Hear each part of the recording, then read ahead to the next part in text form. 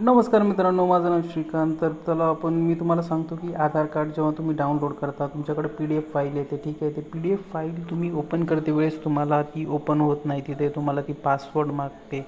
ठीक आहे, तुम्हाला तिथे पासवर्ड विचारला जातो की फाईल ओपन करण्यासाठी पासवर्ड पाहिजे त्याला. तर तो पासवर्ड कोणता असतो तर ते मी तुम्हाला सांगतो.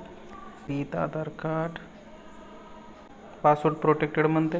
तर काय टाकायचं पासवर्ड, तर इथं पासवर्ड टाकायचा की तुमच्या नावाचे, तुमचा जो फर्स्ट नेम आहे त्याचे जे पहिले 4 अल्फाबेट्स आहेत इंग्लिशमध्ये ते कॅपिटल लेटरमध्ये 4 अल्फाबेट असायला पाहिजे. जसं की तुमचं जर नाव असेल राहुल तर पहिले 4 अल्फाबेट असतील RAHU,